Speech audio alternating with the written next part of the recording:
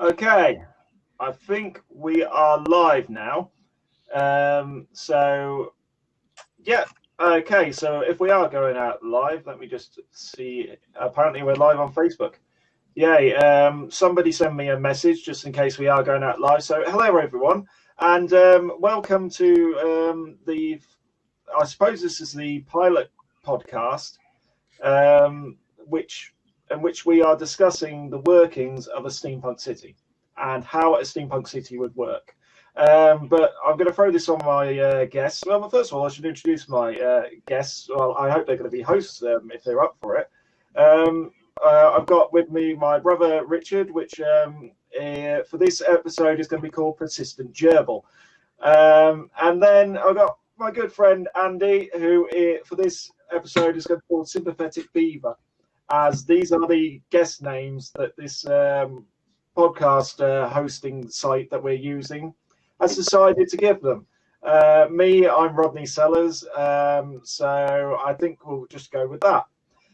So I was thinking to start with, for this episode, I think we need to name this city, because I haven't got a name for it yet. What do you think we should call it?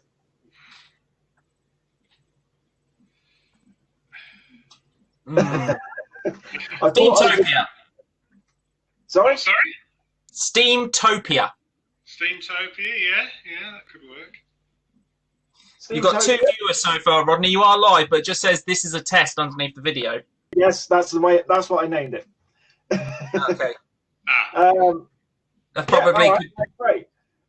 So Steamtopia, should we call it the Fantastical City of Steamtopia? Sounds like a good one. Yeah, okay. Yeah, everyone happy with that? Yeah. All right, that's the first agenda sorted with. Okay, so for this episode, we are going to be covering transport. So we have many different modes of transport within the steampunk world. So who would like to go first?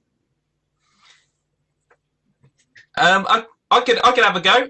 So I gave a lot of thought to this, and when it comes to transportation systems, for a lot of them, it requires a lot of hard work. So fast forwarding to today, I spent a lot of time working in Birmingham, and HS2, whether you love it or hate it, put all the politics to one side. The amount of groundworks that have to be put into place to be able to get the infrastructure in place for the railway is tremendous. They have to make some big changes.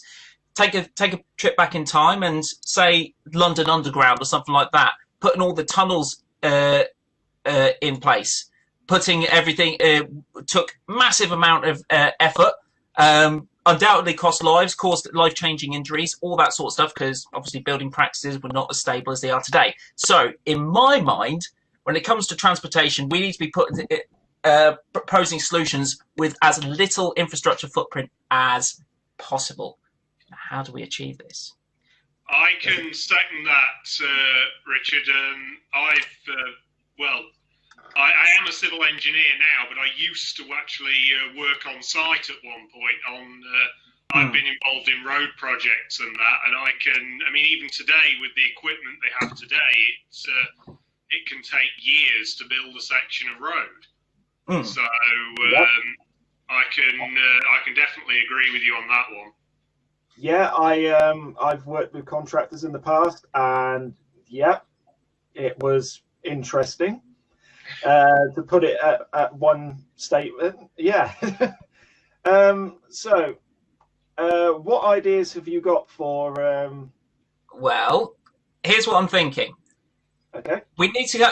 The solution I've got has minimal infrastructure at the start, minimal infrastructure at the end, and no infrastructure in the middle whatsoever. It's based on an idea where I had to once give a lecture on free space optics for communication. So the idea is, lecture as a presentation, but the idea is works in the same principles of fiber optic cable. Or if you've got laser, you put data onto it and you shoot it down a cable for fiber optics. Free space optics is exactly the same, just take away the cable. So I've come up with a solution which I've called the totally reliable, everybody unanimously chooses high energy travel system, or TREBUCHET for short. So the idea is you get your person, you stick them in a pod of some description. Obviously, and then you have a launch system, which is a series of conveyor belts that go faster and faster and faster and faster, launches someone out at the end, and then you have a system at the other end to catch and just do the whole thing in reverse. Because I was also thought a little bit like when you see, say, super bikes or any motorcycle racing, when you see someone have a crash, come off. How many times have you seen someone come off, skid for ages, and then get up, dust themselves off, and then cut away for a cup of tea and a bit of and a piece of cake? It's because if they disperse all that energy, they're absolutely fine. It's if you have a sudden stop that it's a problem. So if we have a gentle acceleration, gentle deceleration, then you can have no infrastructure whatsoever in the middle. Obviously, you have to take into consideration like the wind and things like that. Details. But I think that could be the travel solution of the future. So you're basically talking Hyperloop, but without the loop. Exactly. So basically, your idea is to fling people across the city. Counter-argument, anyone? Okay. How about an idea that doesn't involve certain death? Certain death. Gentle deceleration. I'm telling you, that's the key. You can have a catching system. All right. What sort of safety measures are you going to be putting in place? Safety measures. Okay. From a gust of wind. From a gust of wind. So okay. So obviously the tripods are going to come and invade at some point. It's a certainty. It's going to happen. So we're going to have to put our cities underground anyway. So problem solved. That's the difference with me and you. You keep the persistent gerbil just keeps dishing out solutions, and you keep dishing out problems, Rodney Sellers. Oh God. Okay. All right. That was an interesting idea. Okay. Do you mind if I throw one out now? Go for it. Okay. So my ideas are now. I should mention that this podcast, or this live event that we're doing, it's going to cover all things fact and fiction. So it's going to cover real ideas. It's also going to cover fictional ideas. So my first idea actually comes from from the funniest of places. It actually comes from a Pokemon film. So one of the last Pokemon, well, no, I think it's a couple of Pokemon films before, The Power of Two, I think it was, or something like that. It's where they go to a city where everything is powered by wind. And they had the San Francisco tram, you know, the iconic design of the tram. Mm-hmm. They had one of those, but instead of having the pylon leading up to electric cable, the pylon led up to a wind turbine. And it had a small wind turbine on the ends of the pylon, and that was how it was powered. And I thought that is a brilliant idea, and that would be a solution to to having cables everywhere and a never-ending resource.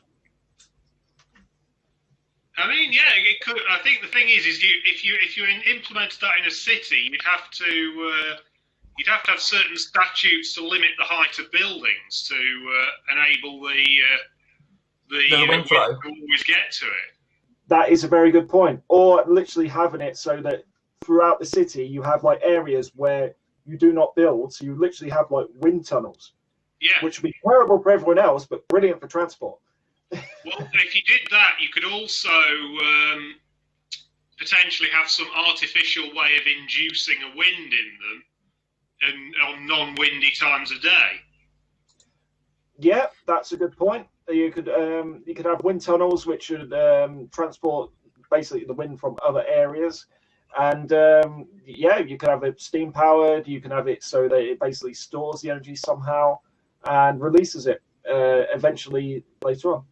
Well, you know, another idea you could try is a modification on the theme. Instead of having a propeller, how about have a pressurized tube system, which has a plug-in some description that travels through it that you attach your tram to?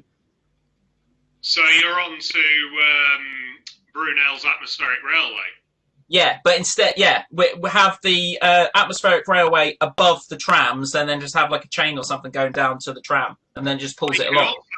You could also do it the other way around and have the pipe suspended with the tram cars actually hanging under it. Oh, that's a good idea.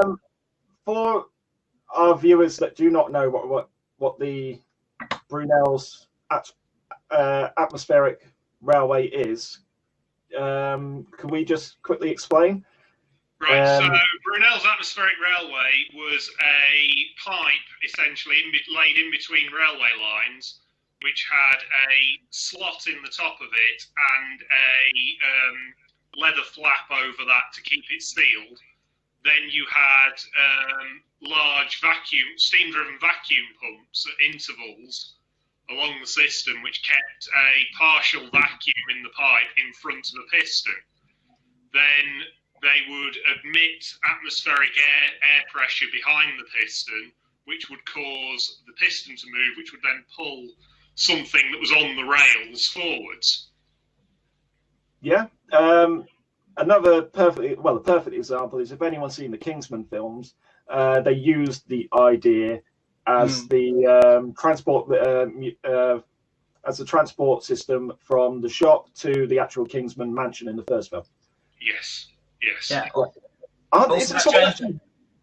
Isn't someone actually working on that idea as well? I think someone's redoing it. I'm not sure. It comes into it's used in a steampunk book. I think it appears in Steve Turnbull's books. Yeah, all right. I think they have some sort of atmospheric railway, but again, in like where the whole thing is in a tube. All right, that's cool. Yeah, and you was mentioning one of the I forget which James Bond film it is about the cello player. It's one of the. The pigs in pipelines. They actually do that. Yeah, it was a cleaning device, wasn't it? Yeah, so pipeline pigging. It's a process they actually use in the oil and gas industry quite a lot. It tends to have fluid behind it rather than air. Yeah, I imagine if you actually put someone in there, it would they would not come out the other end looking like in the same state that they left it. Based on the kind of pressures they run at, I would guess not. Human soup. Yeah, that's why those are a bad idea. Gentle deceleration, I'm telling you, that's the trick. That's the key. Gentle. No. All right. Well, Andy, do you want to show us one of your ideas?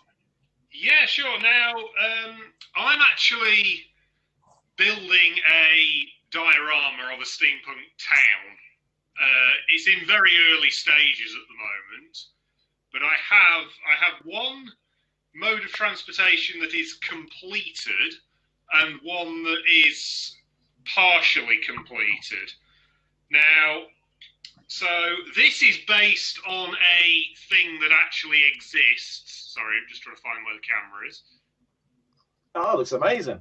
So that is, if anybody wants to Google it, the Fowler snake track, I believe they called it. The idea was to make a traction engine that didn't require roads. So it essentially was a traction engine fitted with what we would today call Caterpillar tracks. Now, they did not look like that because they were very plain sort of industrial engines, whereas what that particular model is a broken showman's engine model that I picked up from a charity shop, which is mounted into an air-fixed tank. That's cool. So, and then all painted in red and... Oh, this is really bad. Red and gold. It's a really good effect, actually. And, so this would be kind of...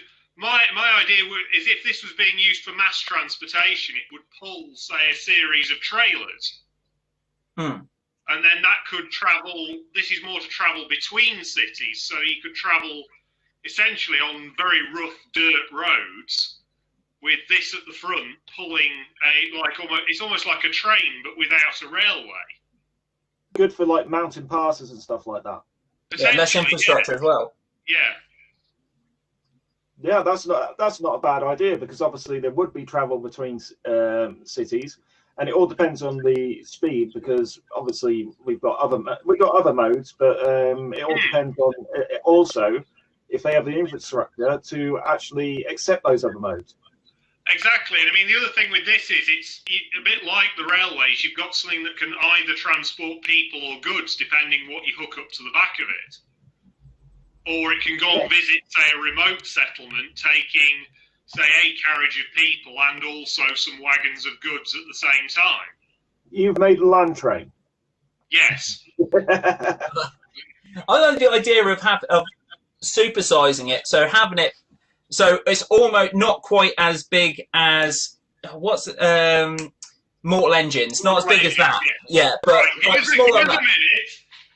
Oh, here we go. I've kicked something off here. But I like the idea. If it's going to be slow, we know it's not going to be rapid. It's going to be fairly slow. So you need to make it an experience. It needs to be, if you're going to have, for the first class, it's going to be, okay, nice. So this was in the Great Exhibition at Asylum 3 years ago? That's more or less what I'm thinking of. It's like, it's not going to be, like, if you think like the early cruise liners or even the early years of travel, like first class was first class. It's going to be, you need, if you can have people traveling for that period of time, you need to almost have like a cruise liner being pulled along, so they've got all the facilities that one could ever need. You know, like restaurants, cafes, slot buckets for the third class. You know, obviously gun posts to keep an eye out for the infamous tripods or krakens. You know, anything that might cost them. Third class. If you come dressed as someone who'd go in the third class today, I just wondering, because you're not wearing a waistcoat, you know, so. Hey, the persistent gerbil is one with the people, you know. I've just got out the pit and I'm going to go back in there afterwards. Another few coughs. Hey, well. Okay, well, they were very fascinating designs, actually, and I really like the second one. I haven't seen that before. I always miss the Great Exhibition.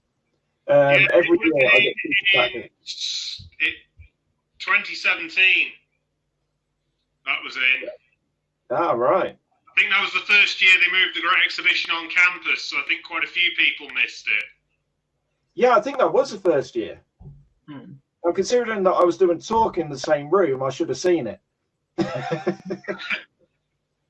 no, that was the year after that they had the talks and the Great Exhibition in the same room. Oh, right. They had it right on the top floor. And there was anything else up there, so unless you knew it was there, you wouldn't have gone up there. Yeah, that's true. Yeah. All right. Richard, do you have any more ideas? Well, there was another idea that I did see recently. It must have been, I say recently, it feels like a few months ago now. But it's the idea of, so we're coming out of times where the primary mode of travel was Shanks's pony or an actual pony. Those were the choices that you had. So we've got plenty of tracks and rudimentary roads about. They still going to serve a purpose, like small local travel. It's going to be a thing for a while. So traveling on foot or like having your horse, that's not going to disappear overnight. I know across in Germany, a couple other places got these newfangled automobiles. Personally, don't think it's going to catch on, but hey ho. In a tightly packed city, say London or Steamtopia or whatever we decide to call our little steam-powered corner of heaven, we need to make sure that we keep the existing infrastructure in place as well. So we don't want to have to pave, put tracks over everything else for steam trains and things like that. So I'm thinking of lines of, a normal steam train, 2 rails, and on a load of wooden planks or something similar. How about this? We separate the rails, massive wheels, so that the trains can go along, and then you put them either side of the road. So if you're on the road, you're on your horse or you're walking along, train comes toward you, but it's so high up that you can keep on walking and the train can go on and carry on about its day. So massive wheels, engine at height. Put some small fences along each side of the wheels so that nobody actually walks on the rails. Absolutely fine. Yeah, exactly. That actually is an interesting idea. You don't necessarily have to have massive wheels. You could have small wheels driven by drive shafts, and then the wheels at the bottom and the locomotive and the passenger accommodation high up. We can modify a crane. Literally with modified cranes. Dock cranes. Yeah, modified dock cranes. Problem solved. There you go. Actually, just fast, well, I say faster, not into the curves. Otherwise, yeah, like what are we saying? Like 2 mile an hour limit on the curves. So straight line speed sorted. In the corners, you're gonna have to slam on the anchors a little bit. Otherwise, it's gonna be. This is going to be your issue. Your issue there is going to be turning circle in a city, isn't it? Well, because you get to a junction and you've got essentially a 90-degree turn. Well, what you could do, have it as a circular system around the edge of a city, like a ring road, like a ring rail, all the way around. So it's supposed to do a 90-degree turn. It's a gentle curve all the way around. And then you have the trebuchet system across the sea. Okay, I have an idea as well. I have an idea for an underground system. Now, on this new fandangled like system, what's it called, YouTube, there are some videos about people making model railways out of batteries, where they get a load of copper wire, coil it round a pipe, make it into essentially a terrible slinky, put 2 neodymium magnets on the end of a battery, shove it through, and it works, and it powers it. So why not make carriages like this? You could literally coil the copper into the wall, and then I'd have a 4-rail system, so 2 rails on the top, 2 rails on the bottom, and then to stop the trains, you have the magnets with the power attached to them, and then all you do is just flip the magnet around. So that will then start pushing the train in the other direction, which then so slowly you're using like eddy current braking. Yeah. So that's my idea for an underground system that I reckon would run quite well. Obviously, as well, you would have to have the coiled copper would have to come down over the station and would have to lift up when the train comes in. So it would basically be the train comes. Because wouldn't you? Because by lifting up, that would automatically brake it as it came into the station. Yeah. There you go. And also that would stop on any injuries from people falling onto the line or getting hit by the train when it's going past. Would you actually run it on rails or would you make it maglev? I'd run it on rails. I reckon it'd be safer. Because if there was a power outage, then all your train's going to do is just hit the ground, and that could cause it to bounce around, and that would actually be bad. Yeah. So the rails would literally be there for a safety measure. Yeah.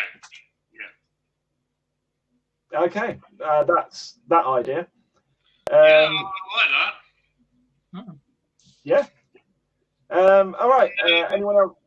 I'll just show you this is the part finished one. So this is a steam bus. See, I really like that. This is based on something that does actually exist. It's never been a practical mode of transport, but it does actually exist. I say it does exist, it used to exist.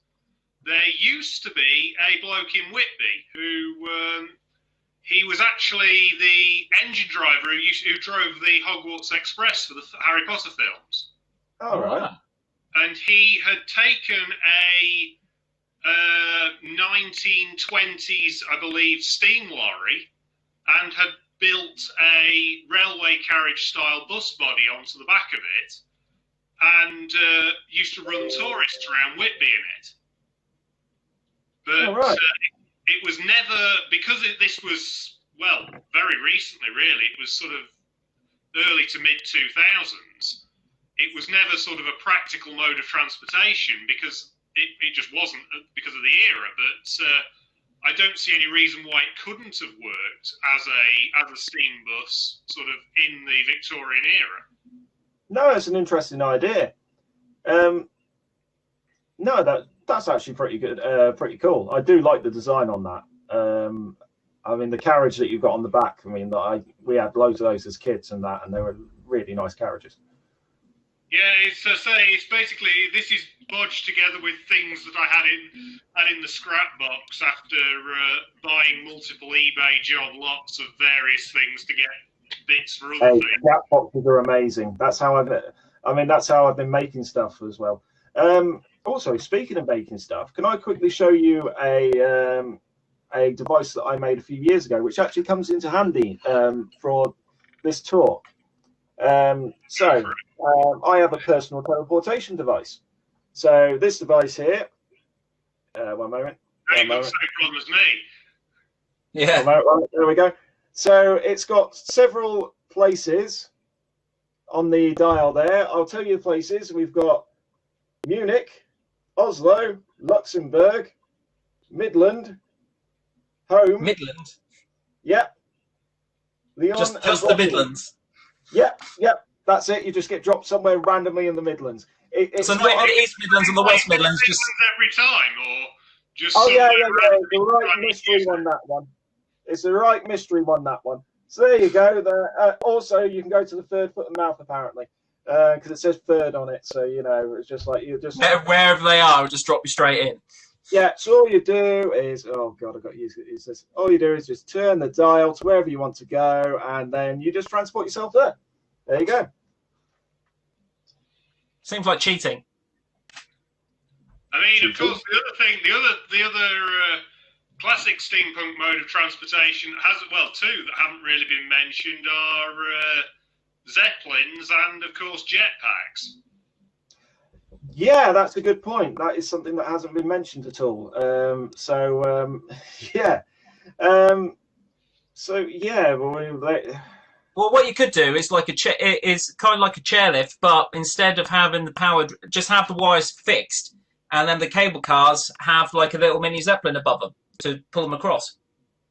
That would lighten the load. That would make it easier on the cables and all the infrastructure, and most probably save on like stress on the metalwork and that. That's not a bad idea. Well, the other thing you could have is a number of gondolas, sort of with your passengers and or your goods or whatever in them, suspended beneath the Zeppelins, and then you pull them along with something like this. Yeah. So they don't have to be really high up in the sky. They could literally be just above the ground. You know what I'm thinking? I'm thinking this could be the perfect class system transport solution. Third class down on the deck, taking care of that, and perhaps being towed in a trailer behind. First class up above in the Zeppelin, oak paneling all over the places, like as much gin as you can drink, like fancy, like someone on a piano, like. And of course, if you're up there, you don't have to deal with the rough ground either. Yeah, rough ground, all the rough peasants, such as myself. Exactly. Yeah. Yeah, who wants to deal with you? God. I was just saying, I'm just looking. There's a few people have joined us to watch. It's a few people have are watching. I was going to say, yeah, this is the thing. It's like if anyone else has any ideas for or anything else they want to feed in, so like any ideas for madcap transportation solutions, or maybe even not so mad, feel free to shout it out, and we'll read them out and debate them. And also, after this, I'm thinking about starting a Facebook page, and then if people want to put forward ideas for other things we can discuss on the podcast, like other areas of the city that we can discuss, we can look at those as well. Let's get down and dirty, discuss sewerage. Yeah. Another idea that I've had, this was actually used in New York in the 1920s, I believe, where they had a steam-run cable system that was underneath the road, and basically buses would come along and they would literally latch onto them and it would take them up the road, and then they'd come off whenever they needed to. I'm going to add something to that one, because that were they actually physically latching on? Yes. From the book I read, they were physically hitching on. Have you come across a system for use on model railways where it essentially is a chain drive with magnets on it underneath that you can use to make model vehicles move? That'd be a lot safer. So I could you forget use the name it of like the that system. for full size? Yeah, I remember the system. I think it's It's not the Magna Rail. Magna Sorry? Rail system. I think it's the Mag Rail system. Yeah, the problem you've got with the example from New York, the image that comes to mind is obviously it's got to be an open, like culvert in the ground, so it can connect to, which is going to have a permanently moving chain thing. Someone steps in that, it's going to rip their foot off. Or it's like they're walking along and all of a sudden, and then they get taken across the route. Well, that's the thing. You'd have that as a no-walk area. You know, I reckon around there have raised walkways so that nobody can actually walk on the road. Yeah, people are idiots. They'll find it. You make something idiot-proof, and the world just invents a better idiot. Yeah, I know about that. Ultimately, you're going to have crossing points on it. That's the thing. Yeah. Well, that's pretty easy. You just make walkways across. If you've got a raised, footpath, have it above the road, and then just have walkways everywhere you need. I think it's another idea that could work very well with an underground system. Yeah, that's actually a good point. So yeah, you could have like an underground system that's literally run by a cable, and then you just like literally have areas where there is no cable, so it unlatches, and then just like glides, latches onto the next cable, and carries on. So yeah, that's that idea. Okay. Any other ideas? Well, I was thinking, what's your plan for? Are we going to vote on which idea we like the most and pick that as our solution for our Steampunk City? Now that's an interesting idea. I don't know if you need to really, because I mean, if you think about, most cities have multiple modes of transportation available.